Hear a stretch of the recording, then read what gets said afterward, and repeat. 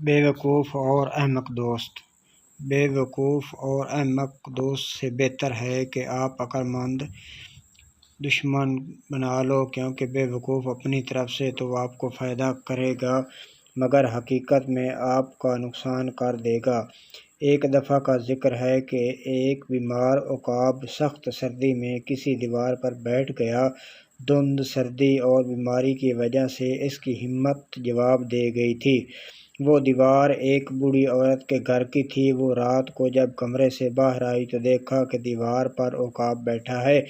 اس نے دیکھا کہ وہ عقاب سردی کی وجہ سے کانپ رہا ہے۔ وہ اسے پکڑ کے اندر لے آئی۔ جب وہاں سے روشنی میں اندر لے کر آئی تو دیکھا اس کے ناخن بہت تیز ہیں اور کافی بڑے ہیں، جو کسی کو بھی زخمی کر سکتے ہیں۔ اس نے یہ سوچتے ہوئے ناخن کاٹ دیے اور بستر میں لے کر لیٹ گئی، سردی سے بچ سکے۔ جب وہ سونے کی کوشش کر رہی تھی تو اس نے محسوس کیا کہ اس کے پر بڑے ہیں، یہ کاٹ دیتی ہوں تاکہ اس کا وزن کم ہو سکے۔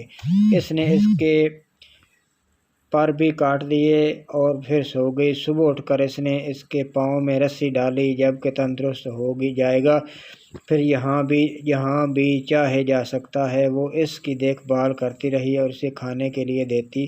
پھر جب وہ صحت یاب ہو گیا تو عورت نے اسے آزاد کر دیا اور اسے چھوڑ دیا۔